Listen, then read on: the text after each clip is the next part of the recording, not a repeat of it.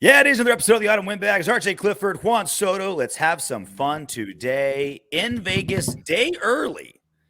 In Vegas on a Wednesday. There's a jiu-jitsu tournament Thursday that I'm stage managing. Misha Tate's going to be in it. A couple of badasses. Vinny Magalesh from the Ultimate Fighter fame. And then working on fights. Vinny Magalesh. Vinny Magalesh. Top 3 coolest names to say in MMA, by the way. Vinny Magalesh. Behind Ignacio Bahamondes, because he sounds like a Spanish soap opera star, and Santiago Ponzinibbio, because I want to just my octave drops 3 spots saying that name. 3 coolest names to say in MMA. Mm-hmm. All right, so question of the day. 4 games left in the regular season. We're asking you, why are you watching the last 4 games of the season? The question will be down in the comment section, pinned. Curious what you say. And one of your answers can be, fuck this team, I'm not. They've disappointed me. That's a viable answer. But I'm curious why you're watching it. For me, many reasons. 1, I just enjoy football. Many reasons. Many reasons. I just enjoy football. 2, I want to see if this team can start getting their crap together with new coaching staff. That's obviously tough to learn, right? So I keep I try to grab onto glimmer of hopes. You know what I mean? It's like there's little glimmers out there. There's little stars of hope that little specks, right? You know, I'm like Mr. Miyagi with chopsticks. I'm like trying to grab them out of the air and see if I can. And one of the things I'm gleaming onto is, can the Raiders kind of be like the Eagles last season? Didn't know who they were, sucked in the first half of the season, figured out who they were late when it was already too late. They couldn't go anywhere, but they learned who they were, got good. Now they're the best record in football, right? My glimmer of hope is that we can see, we're probably not going to see that level of improvement, but if we can get a taste of that, a whisper of what the Eagles did last season, then I can say, okay, here's what we're looking for next season based on how this team gelled late in 2022, 2023. I mean, they still made the playoffs last year. It wasn't like they were a shit team. We won 4 games in a row last season to make it to the playoffs. It could happen this season. Were you after that Chiefs game when we got mollywopped? Mm-hmm. Were you more convinced there was no chance of going to the playoffs last season or this season? This season more. Yeah, because I saw the teams that 0 last season for both of us. No. I mean, I even said in the post game show, I was doing it alone, I think, or it was in one of my solo shows or something like that. And I even ended it with, "Hey, it's not over yet. We still got 4 games to play. We're still alive." Shit like that. Mm-hmm. So there were still some, because I looked at the teams that we were playing. Cleveland had a topsy-turvy quarterback situation. Colts had a topsy-turvy quarterback situation. Who else did we play? Chargers and the Chargers was the last game, but the second to last game, who was it? I forgot who it was. It was before the Colts. It was Cleveland, someone else, the Colts, and the Chargers. I forgot who it was, but I'm like, yeah, I'm not sold on this specific team. They're having 3 of the 4 teams had like quarterback issues going into the game, and the Chargers are just the Chargers. So I was like, there's a possibility. Now it's like, look, even with Brock Purdy, this fucking 49er team, they're damn good. Defense is so legit. The defense is the best defense in the league. Def B's is the best defense in the league. It's weird. We play so well against great defenses, like Broncos. Like we could. It's weird. Like it is. Great defenses bring out the best in our offense. Yeah, and they have some dynamic players. I don't know if we might miss. We'll probably miss Debo, but they still have Christian McCaffrey, Ayuk, Kittle. They got good players, man. Their offensive line is the best offensive line in the fucking NFL. They're maulers against our defensive line. I mean, we've played well in spurts, but that's going to be a really, really tough game for us. The Patriots, they're gonna take away your best 2 things and make you beat them with your 3rd best thing. That's what they do defensively. Offensively, they're a fucking wreck. But I mean, they don't have to score a lot of points if they don't give up a lot. As far as who else do we have? The Pittsburgh Steelers. Tomlin teams always come out to play, man. They always come out to play. They have a good pass rush. Even with or without Watt. We'll see. We'll see how that works out. And then the Chiefs just always seem to fucking fuck us dry. So I had a lot more confidence last year than this year. This last four stretches is different than the last four stretches last year. It's weird because if again, I'm painting using rose-colored glasses, right? You can make a case that the Rams loss was like a trap game, right? Trash team, short week, brand new quarterback, and McDaniels is looking ahead to next week, right? He's got Bill Belichick, right? His mentor coming to town the next week. If you make the case, and let's say for the sake of argument that the Rams loss wasn't indicative of who the team was, it was a trap game, then that's a 3-game win streak with 2 good wins. If that's the case, there's reason to be optimistic, right? Like if Baker Mayfield misses that very last pass in the corner, right? We don't play press man in that situation, right? And Webb just gets beat by a way better guy, right? Or Maxx Crosby gets one of the 30 times he was held, a flag actually comes up, right? Any number of like tiny little things, and we win that game. Are we feeling the same way, right? Are we thinking, okay, look, we had a scare, but this team's got it figured out. 4-game win streak. Painted with rose-colored glasses, but that's kind of how the NFL is, and the Raiders specifically, right? Just inches every game decide win or lose. It's it's the NFL. There's always a ton of one-score games, Yep. And when you have inconsistent play offensively and defensively, excuse me, it's just it's hard to put your finger on how this team's going to come out and play. The teams that we're playing, they're consistent. They may not be great, like the Steelers aren't a great team, but they're going to go out there and they're going to play hard and they're going to fight every single game. We've rolled over Chiefs and died some games. Yeah, Chiefs are great. It leaves a bad taste in my mouth. The only thing that's not great about the 49ers is their quarterback. Everything else, they're fucking top notch. Yeah.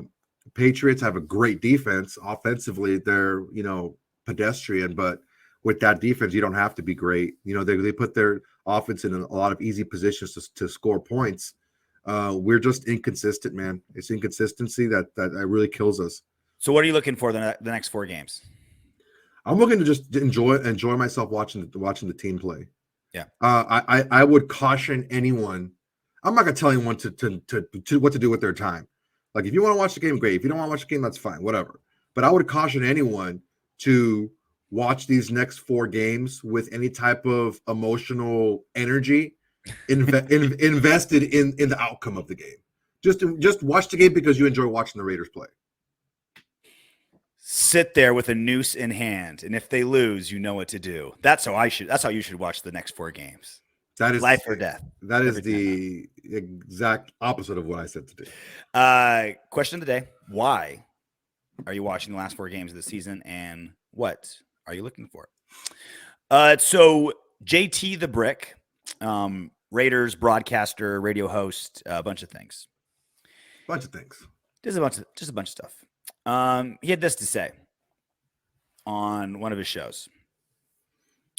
Dave Ziegler is going to be bringing in players who aren't going to make mistakes like this. So that's all I can tell you. It's not rocket science. They got to get players who can cover. The problem now for me is they've got to get a lot of players. They might have to replace the big players. So not only do they have to replace some big players, they are going to have to get a whole bunch of new players. As Dave Ziegler has told me in the studio a few times, you don't want to have to go out and get 5 or 6 free agents. They have to now. So most of you know who JT the Brick is. Just a little kind of insight on how insiders work. JT the Brick is a Raiders employee. So he definitely has inside information that you rarely get elsewhere. Unquestionable. Mm-hmm. However, because he is a Raiders guy, the messages that he puts out publicly are only ones that come with the stamp of approval of the Raiders, right? So he's not going to come out and say, oh, man, I got inside information. Dave Ziegler and Josh McDaniels are at each other's throats. They had a fist fight in the office. It was crazy, absolute pandemonium. He would never, and Same thing like that, right? So I say that for this reason. I 100% believe what he's saying. I mean, that's semi a no-brainer, right? Like we have some big name guys with some giant question marks on what to do with them. Pretty much almost every big name guy that's even remotely close to their contract being like an option, there's a question mark. And then obviously a bunch of no-name dudes specifically on defense that we could probably get rid of. So he's 100%. I believe him. Mm-hmm. But on the second part, I think this is where we disagree a little bit, Soto. I think this is also damage control for Josh McDaniels and Dave Ziegler. Obviously, this season did not go how so many people hoped. Arguably the most disappointing team this season, and arguably the most disappointing team in Raiders history based on how they've produced and what we hoped they were going to produce. So I can see this, Soto, being Josh McDaniels and Dave Ziegler trying to push more of the blame on the players, being like, hey, guys, we know what the problem is. It's the players. We're going to get rid of the bad ones, keep the good ones, and bring in some quality guys, as opposed to, no, it's not us. It's the players. What say you? I don't know, man. I don't agree with that. I think that could be the last straw, but I don't see Ziegler or McDaniels as being guys who are shying away from responsibility. When listening to the press conferences and interviews, they talk about what they need to do better. And Ziegler getting new players in here, dude. It's not just that they're playing bad. We have bad players on our team, so it's not like they're just playing poorly. We got guys that they're just not that good, and so we need to get better players. We have that, but we also have a crop of guys who are playing their worst that they've played this season after other seasons. And that's more. Well, like who? Like there's one that I can think of at the top of my head. It's Chandler Jones. Chandler Jones. Waller hasn't played. Waller's hurt. He hasn't played. When he was awful. I wouldn't say he was awful. He was dropping multiple touchdown passes. He dropped a touchdown pass. 2.5. You picked that number. You picked the 2.5 number against the Titans. I didn't pick that number. You did. No, I didn't say a number. You said a number. Yes, you did. No, I did not. I said he dropped a touchdown pass. I even said that look. I'm not going to get into it with you right now.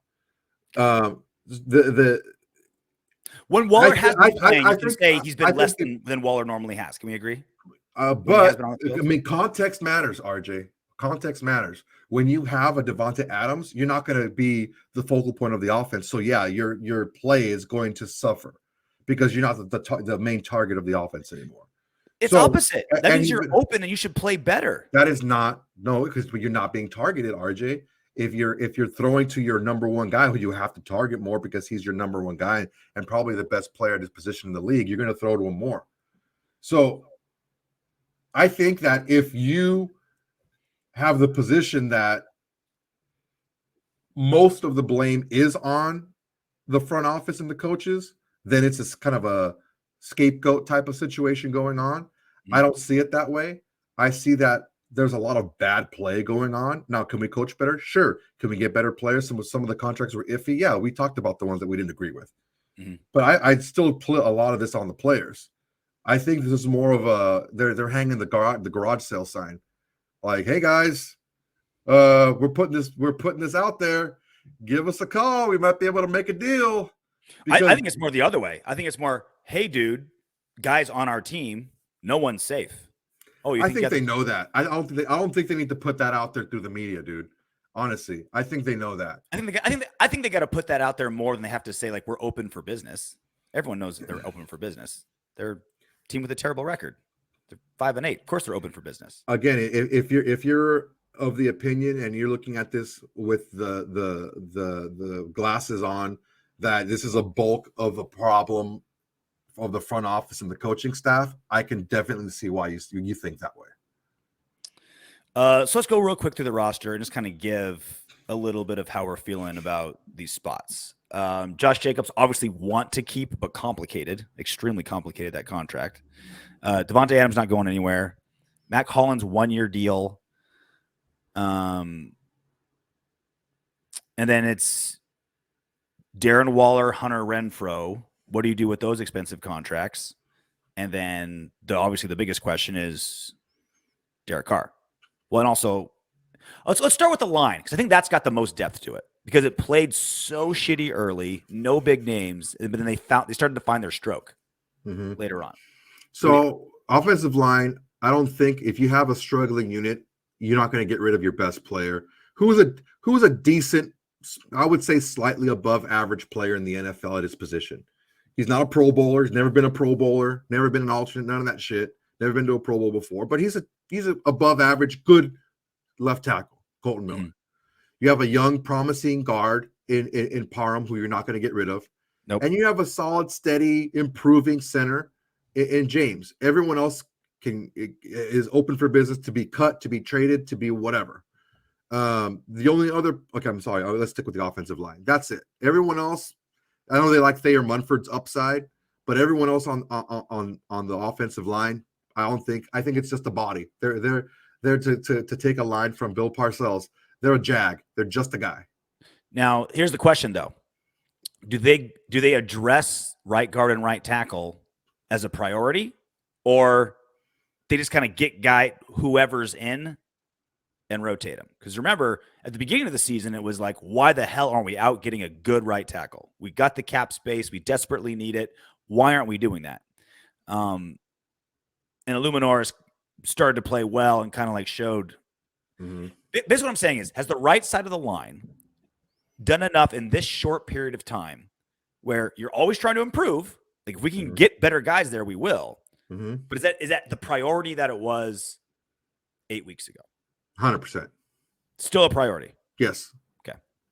You're going to put serious resources into the right side of the O-line. It all depends. It all depends on what falls into your lap and what's available.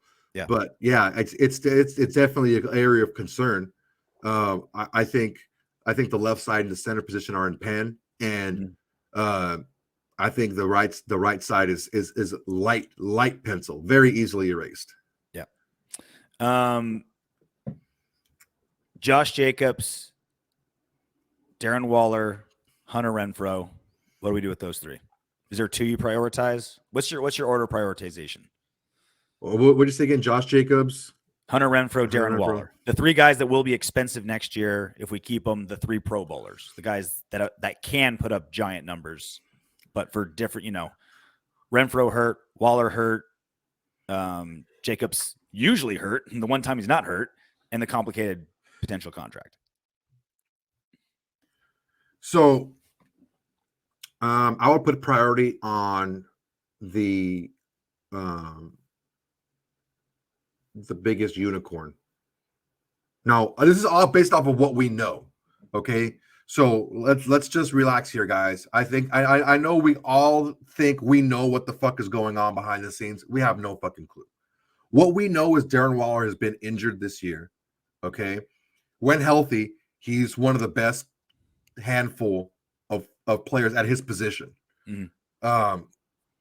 So he's the one that I think would be the least one, but he's also one of the guys, because of that, he may have the most bring the most back in a trade. Honestly, he's also the oldest and most expensive. Well, it's also the premium at the position too. Yeah, he's one of the best players at his position. So Hunter Renfrow, he's a jag, bro. He's good, but he's a jag. He's a jag. We'll disagree on that. Okay, we can disagree on that. I think he's a jag. I think that he got hot, and Derek Carr was able to. Derek Carr was able to develop kind of chemistry with him, and he kept feeding him. And we know that when Derek Carr wants to feed somebody, he can feed him a lot. Even when he played this year, if not so much because of his play, but because of Davante Adams. If you have a Davante Adams on your team, you don't need a Hunter Renfrow. You don't need a guy like that. You can get by with other guys because they're going to be single covered. No one's going to fucking double cover anybody else on this team other than Davante or sometimes even Waller. But you're not going to double a Hunter Renfrow or a slot guy. Dude, look, fucking Cole Beasley was just sitting out there. He's an 85 catch guy, multiple years in a row. Not, 45, 40, 50 catches and then 100 because he got fed a bunch. That's who Renfrow played that one big year into a contract. I think everyone else here is just a jag besides Adams in the receiving core. Everyone else can go. They're expendable. If we can get something for Renfrow, great. If we keep him at his number, I'm fine with that too. But I think we're overpaying for a position that you don't necessarily need to pay a lot for if you have a Davante Adams. And then obviously the biggest question is Derek Carr. I don't think he survives this, but for the reasons I brought up earlier, I think McDaniels and Ziegler need a scapegoat. And I think Carr is the easy one, saying like, hey, we got to move on from this guy. That's why this offense suffered. But do we want to start all over in a complicated system? I guess it depends if we can get a quarterback that's been in a McDaniels system before. That changes this conversation drastically. I don't necessarily think that way. Brand new guy, think can do it? Sure. I think someone that has some type of dynamic play to him. Mm-hmm. Something. Either he's a dynamic runner and we can and we can build something off of that. He's a dynamic. Look, there's what, 3 statues in the NFL. 2 of them are fucking dinosaurs, right? There's Brady and there's Matt Ryan. Those are 2 statues in the NFL who are just strict pocket passers. The other one is Mac Jones. I think Derek Carr is a lot closer to that than the more modern, mobile quarterbacks in the league that we have now that are more dynamic players. And right now, I mean, look, if he's a scapegoat, he's made it. If Derek Carr is a scapegoat, I'm taking your position now that they're using Derek Carr as a scapegoat because they're not doing well and they're going to put it all on Carr and that way they can just wash their hands of it. He's made it pretty easy this year. He's made it pretty damn easy for them to do that.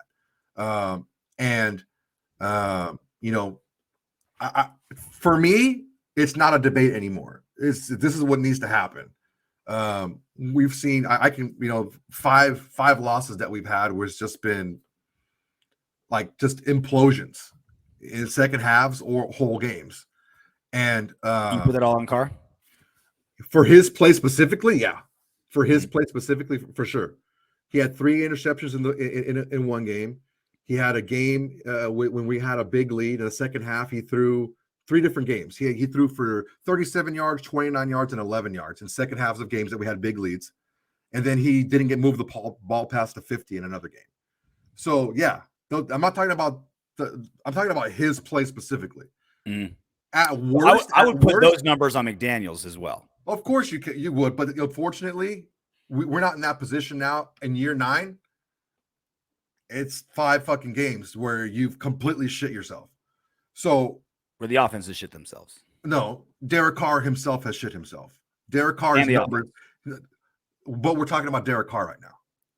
Okay, that's what I'm trying to do. I'm trying to delineate blame here, right? Because I'm not talking about blame, RJ. And this is the thing: is I'm not shitting on this guy. I'm saying is if you are going to scapegoat somebody, he made it damn easy to do it. Yeah. Okay. So and I'm not shitting on him by bringing up those 5 games. I'm telling you why it's easy to scapegoat him.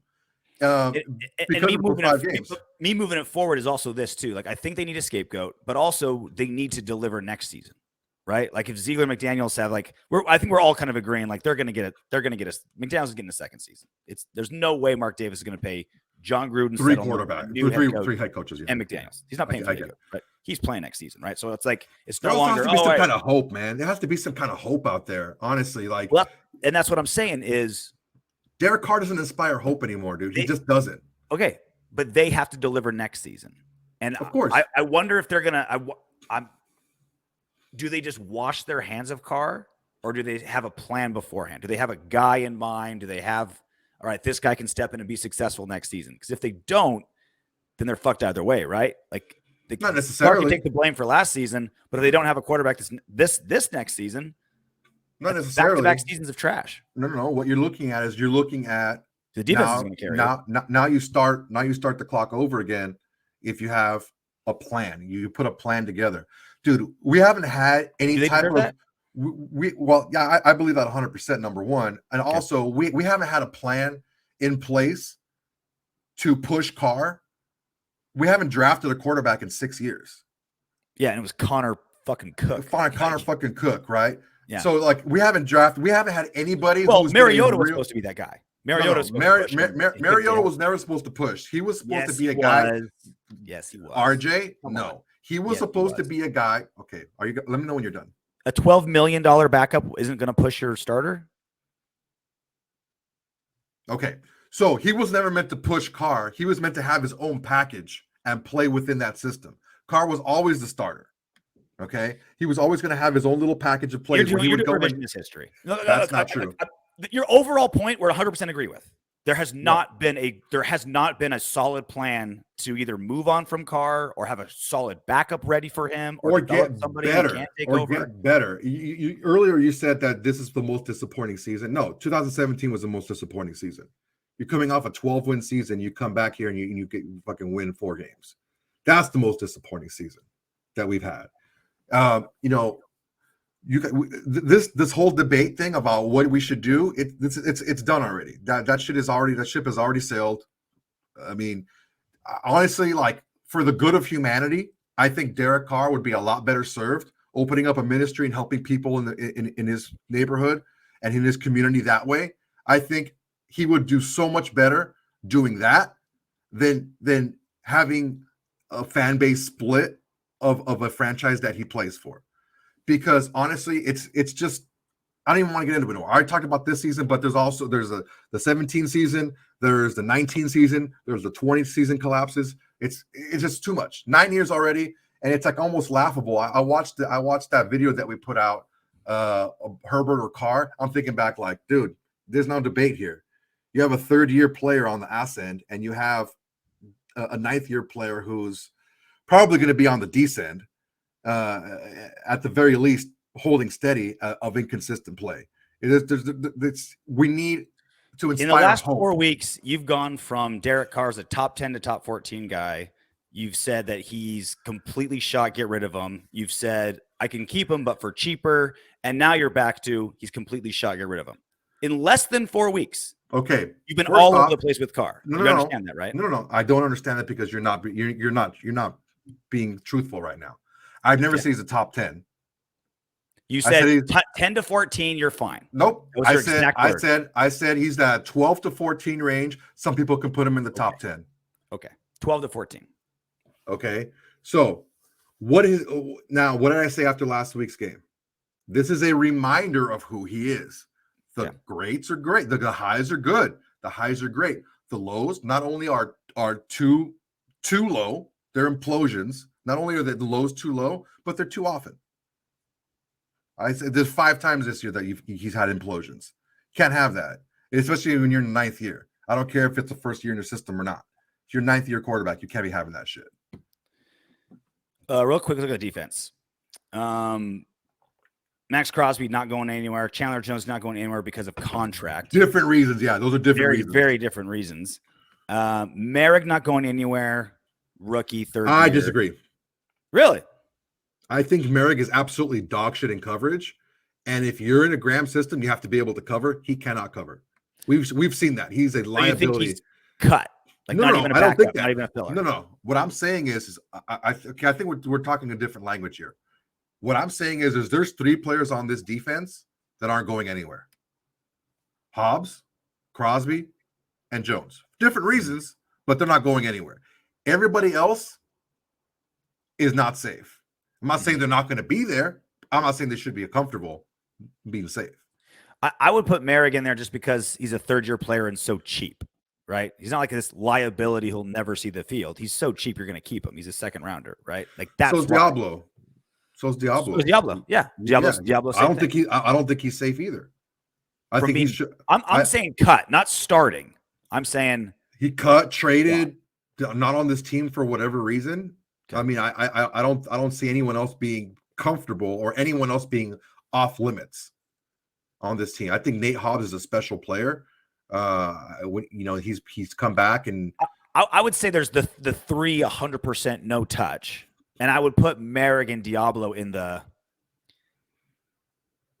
value is just so good because of their contracts and their third-year play, or their rookie deals. But that value will also get you more back too.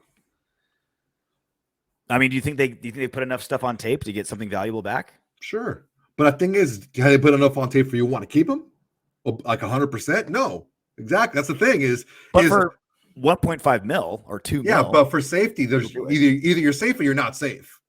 There's no in between. Either you're safe or you're not. So there's 3 people that are safe, and then the rest of them are not. Okay, there's degrees though, right? Like we're talking a different language here. You're talking about who's safe and who's not safe. I'm telling you the 3 people who are safe. Okay, so and then everyone else is no one safe. Tiers of safety, right? Untouchable, the 3 we mentioned. Okay. Not likely. Would you do that? Diablo and Moehrig? Yeah, not likely. Are probably going to be Rock, Yassine, Diablo, Moehrig. I think Harmon. I think he's shown enough. Other than that, I don't think they're really tied to anyone. I mean, of course, the rookies who just started. I mean, yeah, I don't see them being traded anywhere. But everyone else from the team, honestly, it's just a bunch of Jags, dude. Just a bunch of guys. Yeah, and I think they're just not working in this system either. Like half those guys played better last year, and you're just like, what the? Well, what half? Moehrig for sure. There's one. There's one. Perryman for sure. Okay. Chandler Jones for sure. Well, Chandler Jones was on a different team, so yeah, but that's I think that's also fair to bring up too. Like you played really well last season. I mean, he had a really good game last season. He had 5 sacks the first game of the year when he had J2 or what is his name, JJ Watt on the other side. Once JJ Watt gets hurt, yeah, he's got Maxx Crosby on this side too. Yeah, he had a 3-sack game this year, so now he's we'll see where he ends up at the end of the year. But he's trending upward now. I hope so. He's playing a lot better the last few games. I mean, he wasn't the reason why. And that's the other thing too is we played worse O lines too the last few games. So I'm hoping that it's his play and not. God damn, the Rams O line is so bad, dude. Dude, when he had those 3 sacks, it was like, yeah, he had a 5th round rookie with no help. Like, okay, our $90 million end can meet that guy. Cool, great, thank you. God damn. And I'm kind of like only 3. So quick story. We went to Vegas, RJ, myself, and a couple of buddies. We went to Vegas, old school style. That was the night that Anderson broke his leg. Anderson Silva broke his leg. Chris Weiner. So it was near New Year's, close to New Year's, right? Late December. Went to Vegas, drove up there, and we stopped at State Line, right? At Buffalo Bill or Wild Bills, right? We stopped. And they had these tables, and they had this kind of a thing going on where if you get a suited blackjack, they'll give you a ticket for a free hot dog. We had a dealer about speaking our language, right? We'll spend thousands of dollars playing blackjack to get a free hot dog. Dude, we were getting suited blackjacks left and right, and we had a dealer that could not count. You remember that guy? We're like, oh, we push. He's like, oh yeah, it's a push, and he's just That's the only way to beat the house in Vegas. Weak dealer who doesn't know how to do basic arithmetic, and you bully him. You bully him into shit. So we would be upset when we wouldn't get a suited. It's like, oh, it's a regular blackjack. Man, I want a hot dog blackjack. I mean, we each had like 5 tickets, right? Mm-hmm. That's kind of how I felt with Chandler Jones' 3 sacks. He got 3 sacks, cool, like blackjack, but it wasn't suited. Only 3. Some Raider news. We picked up a guard off the Broncos practice squad because we cut John Simpson, which is kind of weird because we just lost Bars, the starting guard, and then immediately cut his backup, which is wild stuff when you think about it. But like, that's A, how bad he played, and B, there has to be he has to be like the dude who never flushes in the locker room or something. Like you never get rid of depth that knows the system when a starter goes down that fast if it's just purely based on play. His play was bad. Don't get me wrong. But his play was really bad. Let's just be down 2 right guards in the span of 3 days. That's not normal.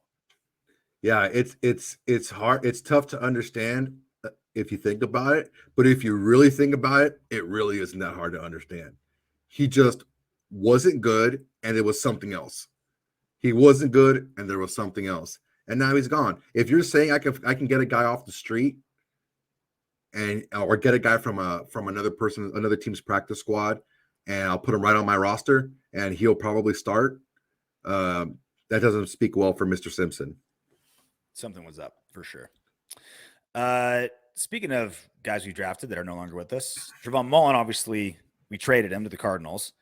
Cardinals cut him, so that means he turns into a conditional 7th round pick.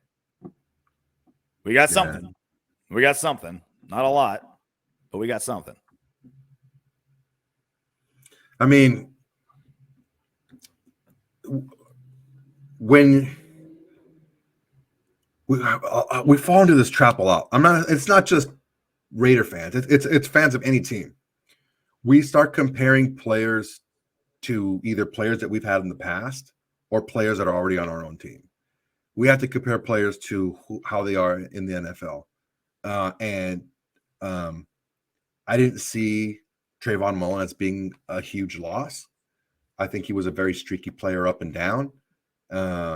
And you know, you go to a team that was the physical tools that make me think like we can fix him. You know what I mean? I'm like a chick who's into the guy on the Harley. Like I just think I can fix him. You know?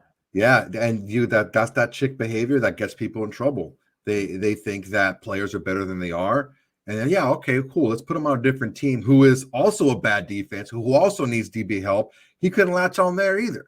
Yep. So it's not like we're just not coaching him up. It's just he's just not that good.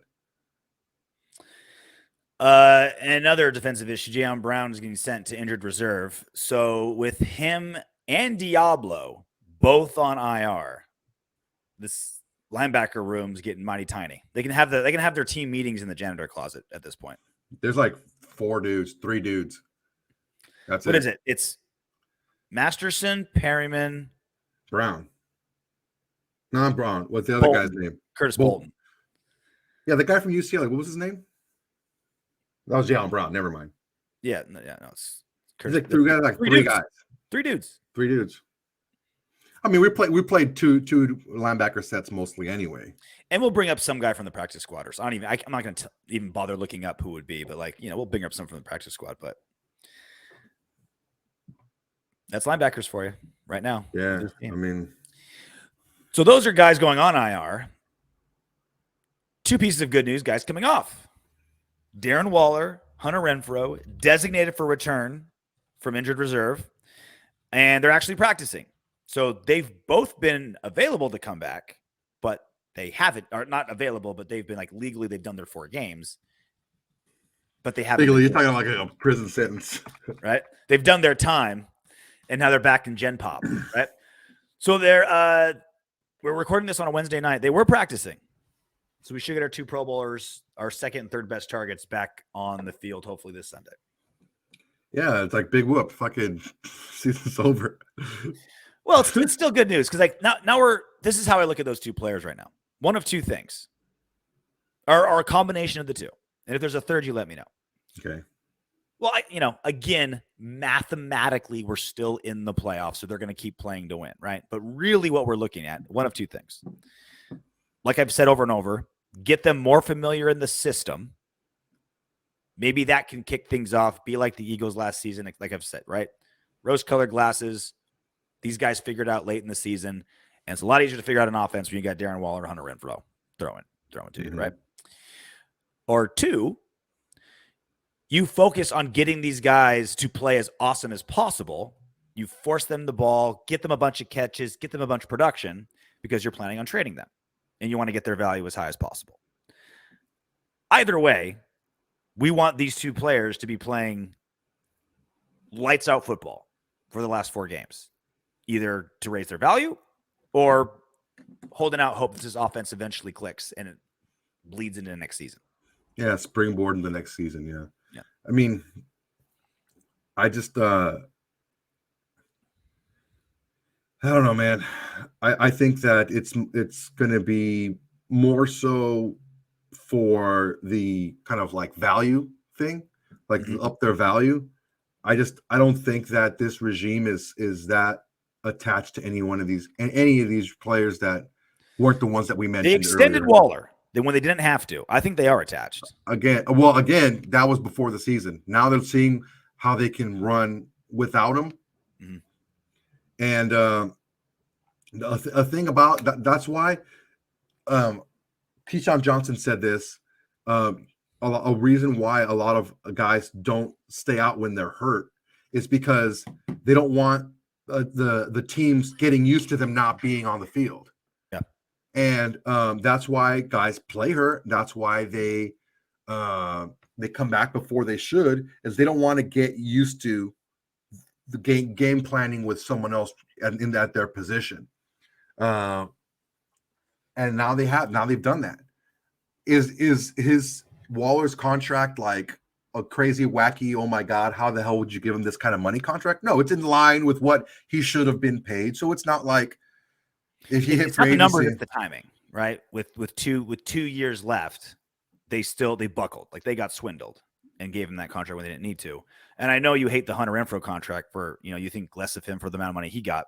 That was still also Dave Ziegler, right? So yeah, do these two, these guys are committed to them, right?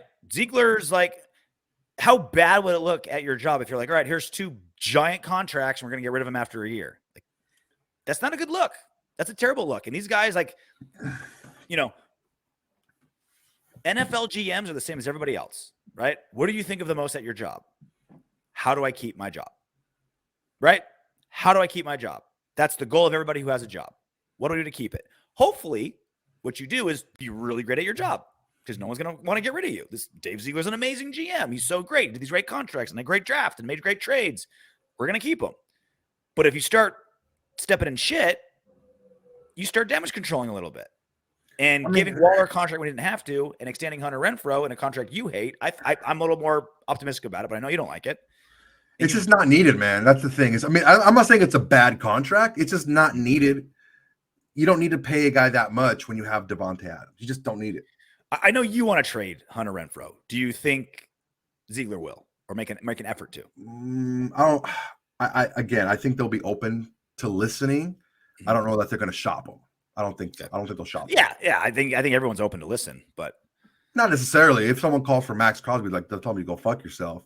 Yeah. But or Davante Adams, like, nah, dude, we just fucking spent a first and second on this guy. Unless you give us a first and second, at least we're not going to get part ways with him, because he's shown us that he's still that dude. Yeah. But no, man, I don't go to work every day thinking, how do I keep my job? I go to work every day thinking, first off, am I having fun? Am I having a good time doing what I'm doing? Secondly, is how do I do this job as best I can? Not necessarily because I want to keep my job or I'm afraid of losing it, but it's because your boss watch this show. Is that why you're saying that? No, honestly, look, man, it's crazy. It's crazy. Like Mr. Smith down at the factory is the best president I've ever had. I go there every day, ready to work my fingers to the bone. Actually, I was teasing my boss. He's the owner of the company, and he was a kicker in the NFL. He played for the Buffalo Bills. Yeah, he played for the Bills. He played for the Cowboys. He was in a kicker battle with the kicker from the Bills when they went to the Super Bowl, and it was like the wide right field goal. Mm-hmm. I forgot what the kicker's name was, but Ray Finkel. No. I was teasing him. Where's that from? Let us know in the comments. I said, you would have probably won the Super Bowl for him instead of like the kicker that they had, because you wouldn't have been wide right. And but no, he doesn't listen to the show. He doesn't give a fuck about the Raiders. He always talks shit whenever I wear my Raider shit.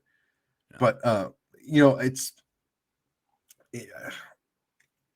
just not needed. His contract wasn't needed, but honestly, yeah, I don't know. I don't know honestly if the play of Renfrow and Waller are reflect poorly on Ziegler because they've been injured. It wasn't like, they were out there and playing like shit.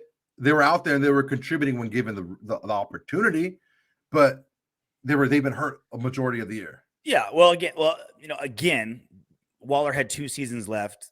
Ziegler got swindled. No matter how well he played, didn't have to do it. Well, he got swindled because he got hurt. We've seen it with Chandler Jones. He's been playing a lot better as of late. I'm not saying he's lived up to his contract, but no matter how Waller played, you didn't have to sign that contract. Like, you didn't. I understand that, but it doesn't look bad. It looks worse. It looks far worse this way because he was hurt. It looked bad the second they did it. Even when we were thinking I Waller's wouldn't say bad. It was head scratching why they did it so soon. I didn't like it. But I didn't like it either. But I'm not going to sit here and say it made it look bad. I'll say that it was a head scratcher, but it looks bad. It looks bad now because he got hurt. Well, we should get them both on Sunday. Raiders versus Pats. Patriots 1-point favorites. Raiders on a long week, right? Thursday Night Football. Patriots on kind of a short week, right? Because were they the Sunday night game or the Monday night game? They're Monday night game. They're Monday night game, right? Against Arizona when fucking Kyler got hurt. So short week. Goddamn! Hey, you know what? I'm glad Kyler got paid before he blew his knee out. Because at that size and his playing style, he wouldn't have gotten near that money if he would have blown his ACL before he got his money. And that's another team that we're not going to have to worry about because they're going to stuck in high-paid quarterback purgatory, which is always good for the other 31 teams. Flexed out of prime time. This is supposed to be the Sunday night game on Sunday. We got flexed, or just a regular Thursday. It's a weird. It should be you're flexed when you're promoted to the good position, the primetime position. What is it called if you're demoted from it? If you're flexed up, you're deflated. Deflated. They've been deflated. Deflated. You're limped dicked down into regular Gen Pop, just normal afternoon game. One insurance card for a penis pump with the name Austin D. Powers. Was it an insurance card or was it a receipt? Yeah. It was not an insurance card. It was a warranty card. It was a warranty card. He filled out the warranty card. One box entitled "That's Definitely My Bag." This is definitely my bag, baby. Written by Austin Powers. So the big story for this game is obviously Josh McDaniels. What was the name of the book? It was Penis Pumps and Me. I think it was Penis Pumps and Me. I thought it was That's Definitely My Bag, Baby. No, that was the last part. It was Penis Pumps and Me. This is definitely my bag, baby. Okay. I think that's what it was. I'll have to watch it again. God damn it. Now I got to watch it. In a while. So the big story for this game is Josh McDaniels taking on Bill Belichick, right? Yep. Supposedly the offensive wonder child against the clear defensive wonder child. And God bless us having 4 extra days to prepare than Belichick. I mean, that is so clutch. And there's been like the running story, right, where Belichick disciples, none of them really succeed other than Vrabel. Vrabel's really the only one that's found any like sustained success as a head coach. That often makes me wonder, like, is Belichick, what he brings, just irreplaceable? Like other people just can't do it? Or does he send guys off as damaged goods on purpose? Like he knows Vrabel's gone. He knows McDaniels gone. He's like, all right, let me give you some really shitty advice. And you're going to just like worship the water I walk on because I know I'm going to have to play you.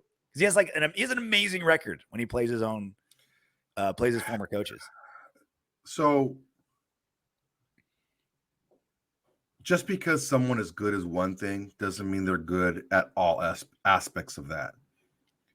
And what I mean by that is Belichick's an amazing coach. He's a very good coach. He's a very good defensive coach. I think he's a very good CEO type person where he puts people in positions to succeed. But I don't know how much he stretched those coaches to have them develop other skills other than what he was asking of them to do. Yeah. Like Romeo Crennel, you are just going to focus on the defense. You're going to do this. I'm going to help you implement the game plan, but ultimately it's your job to implement the game plan that we come up with together. So does he have he being Bill Belichick, does he have his fingers in everything? Yes. Pronouns, pal. Yes, he has everything. He has his fingers in everything, but he's focusing the coaches. Girl? Yes.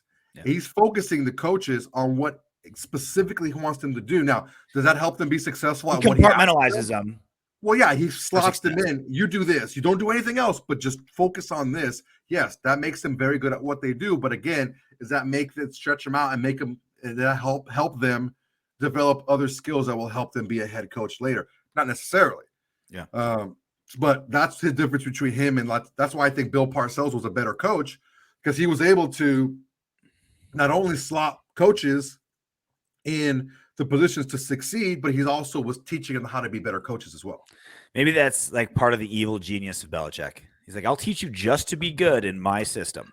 and nothing. I'll tell you everything you need to be good under me. But once you're He's off like a leash, pimp. yeah. Listen, pimp, you listen, ho. You got to listen to what a pimp says. Everything this pimp tells you, he tells you make money, right? You bring it home to daddy, right? So if you would just listen to what I'm saying, if you listen fast, I don't have to slow down, bitch. What movie is that from? What movie is that from? That's a good one. So again, we're still, being as optimistic as possible. Maybe Thursday was a trap game looking ahead to Sunday, and McDaniels has a great game plan for Belichick. Because Belichick wants to beat McDaniels. Because remember, McDaniels beat Belichick when he's the Broncos head coach, back when before the wheels fell off, right? So let's start with Belichick's defense, because that's the sole reason they're in playoff contention, because the defense is playing fantastic. Their passing defense is only giving up an 80.5 QBR. That's sixth in the NFL. And they're giving up a completion percentage of 60%. That's second best in the NFL. Run D is solid, but not quite as good. So they're okay. They're okay run defense. They're okay. They're solid. This should be another feed the ever-living shit out of Josh Jacobs day. But that's 100% what Belichick is planning, right? Take away Josh Jacobs, right? That's clearly what Belichick is doing. That's what he does. What's their best weapon? They're Josh Jacobs. That's what the game plan is. Here's the issue. Well, first off, let's start with the strengths of Bill Belichick and the Patriots. Bill Belichick has this, for as fat and dumpy and unathletic as he is like the fucking Greek god of coaching secondaries. Mm-hmm. His secondary is always top notch, and it just so happens that he's playing in a passing league. So if the strength of your defensive coach is what stops where the league is going, which is passing, that's why you have a really good defense. So he goes out and gets Judon, a couple of guys to rush the passer, so to put pressure, right? His linebackers, they're not anything special. They fly to the ball, they swarm, but they're able to have that because they have pass rushing pressure, and they also have an excellent secondary. No matter who's been on the secondary, no names. J.C. Jackson was a fucking undrafted free agent. He made him into a fucking multi-billionaire, right? So that's Belichick's bag. Is the fucking secondary, okay? So he's his bag, baby. He's always going to have a really good secondary, a really good coverage. It's going to be hard to push the ball through the air. So he's going to want to take away the run first. So I can see them implementing a similar game plan to what the Saints did. I think that Josh McDaniels knows that. And we talked about Josh McDaniels having an extra day to game plan, or an extra couple days to game plan for Belichick. 4 days. Friday, Saturday, Sunday, Monday. Belichick's had 15 years to game plan for Josh McDaniels, dude. Yeah. So I think that if I was Josh McDaniels, and that's what the defense is doing, is just, we're going to line up a person in every single gap. If it's a run play, we're going to shoot our gap. If it's a pass play, we're just going to drop back, and you don't know who's rushing, and you don't know who isn't. That's what the Saints did to us. Mm-hmm. And we have the guys in the back end to be able to cover one-on-one. If that's what they do, I said, okay, cool. Josh Jacobs, thanks a lot. You're either going to fucking block blitzes, or you're going to go out and pass protection, because I'm going to get 5 wide, and I'm just going to fling the ball around the field, because that's the only chance I have, is put the ball up in the air to Waller and Adams and Renfrow and Hollins, and just throw the ball, try to throw some screens, and that's the only chance we're going to have. If Bill Belichick wants to stop you from running the football, he can stop you from running the football. Now the question is that right guard position, and I forgot about that. Our bad offensive line got worse. Keeping our average offensive line got worse. And this is the test, right? Because the O line has been playing better and better and better and better, but it's been also against some really bad defensive fronts, right? Like they've played great against some trash defensive fronts. They played good against the Broncos. The Broncos, they did. They played well, but like Rams and like this win streak and this, like they're like, oh yeah, since like week 9, they're like. They had Joseph Day still. They still had but some guys. But this is the test. This right? is a fucking this, right? And this isn't the test. The Niners. This is the midterm, and then the final is going to be against the Niners. That's fine. Right? Like this. If they can keep this going against Bill Belichick and the Pats, they can stay a solid, above average, consistent offensive line. Then we have some serious hope. We have got some then this line has made amazing strides if they can hold their own against the Pats on Sunday. It's a big test. Yeah, if we can move the ball on the ground, it's not always going to help our pass game. Like we talked about with Herbert. The reason why he's so special, he's putting up the numbers he's putting up with no run game. Everyone knows what he's doing, and he's still able to do it. Normally, and I'm not saying Carr is like a unique little snowflake where he needs a run game. Like most every quarterback out there needs some kind of run game to be successful. So if we can't run the ball, it's going to be tough. Now to Pat's offense, Raiders defense. You think Mac Jones and Matt Patricia have made up yet, or do you think they're still at each other's throats, yelling at each other? Well, Mac Jones fell in line this last week. Yeah, he was very buttoned up, Mr. fucking corporate Charlie. Yes, sir. No, sir. Oh yeah. Oh, we got to play complimentary football, and we just want to win, and blah blah blah, this and that. He's saying the right things in the presser. I want to know what goes on that sideline, though. Yeah, listen, bro. You ain't that good. Like, chill. We got fucking Zappy over here that was flinging the ball around the yard. So just relax. Belichick, like I said, if Belichick wants to stop you from running, you're not going to run the ball. Belichick is not going to stop running the football, especially the way this team is constructed. Ramondre Stevenson got hurt. I don't know if he's going to be back, but they have like fucking 4 guys that can run the ball for him. I really wonder what Belichick's plan is going to be, because he knows we're down multiple linebackers. Tight end shred us anyway. And but we also have the worst passing defense in football. Like 103.4 rating, last in completion percentage.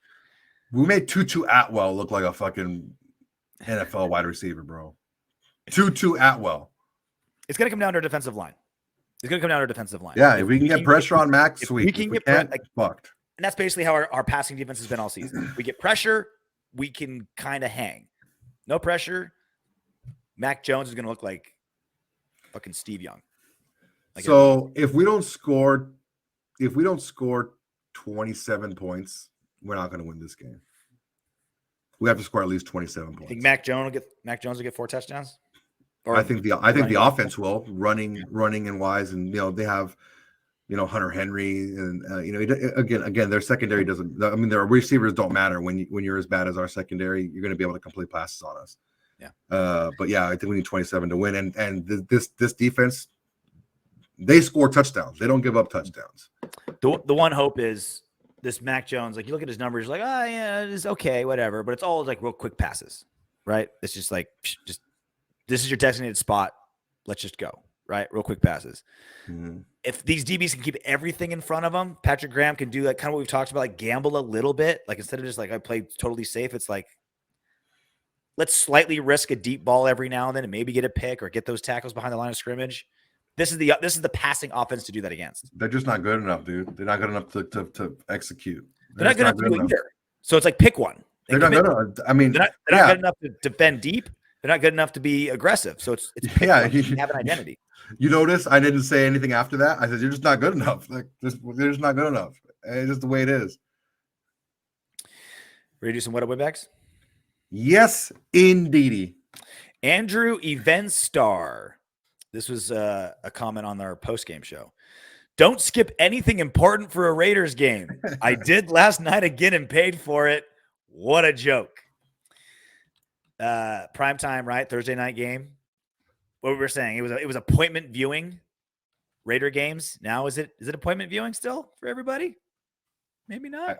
Like I said earlier, I'm not going to tell people what to do with their time, but if something important pops up, yeah, I would advise to not or caution you against watching this team play the rest of this season with any type of emotional attachment to the. Tell your aunt you can't go to that wedding because you have to watch.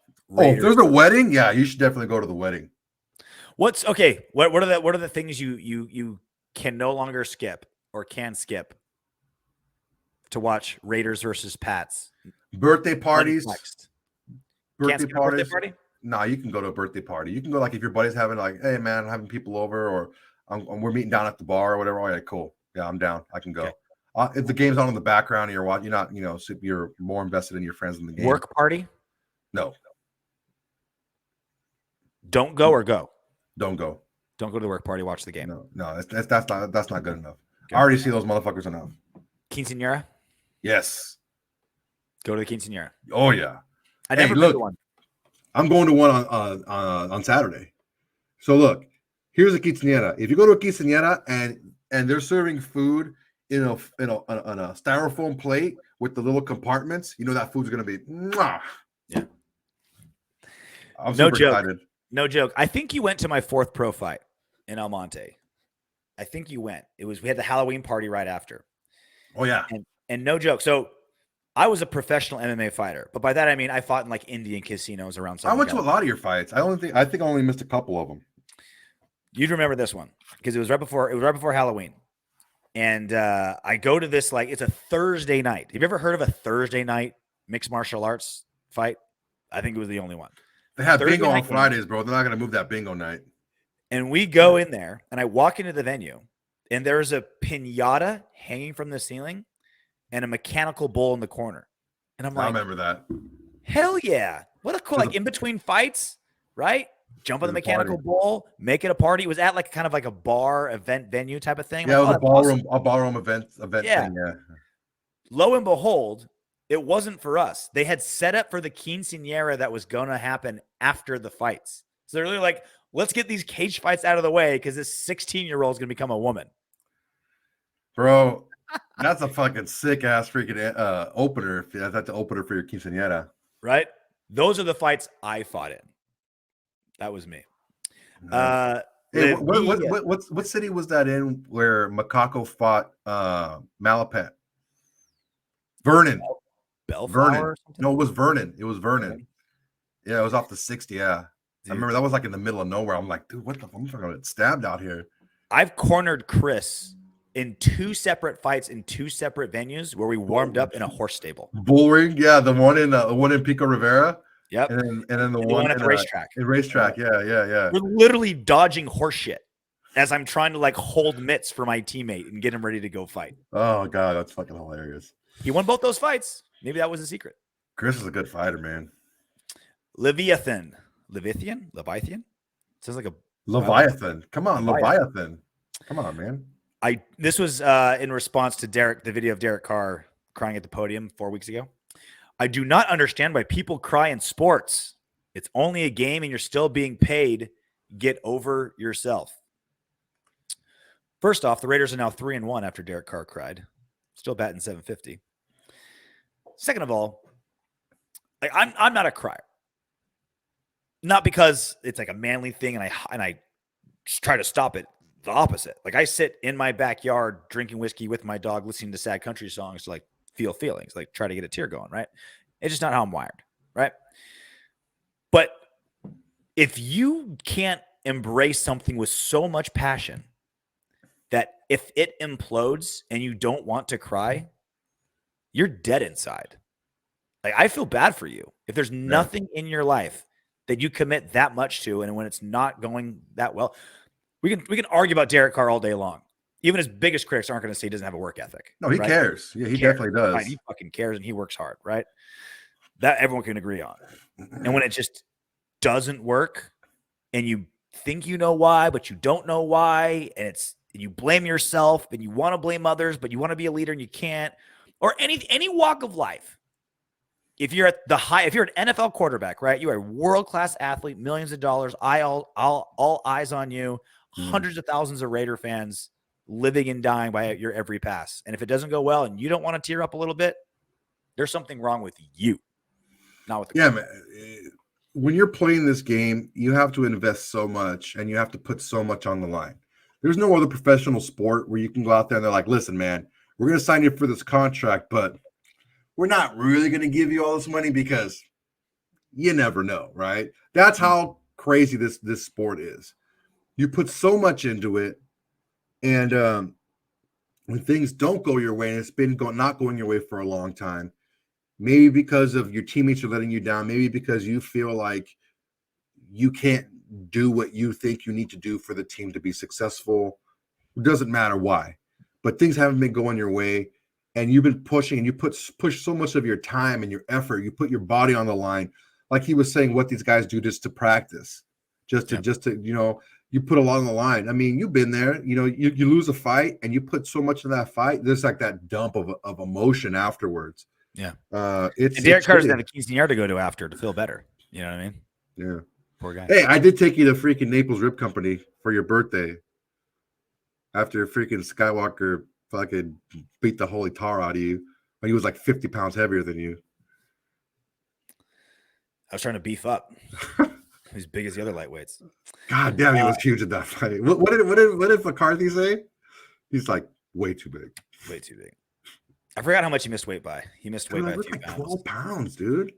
He missed weight by 12 pounds. He weighted at 67. You was 55. No.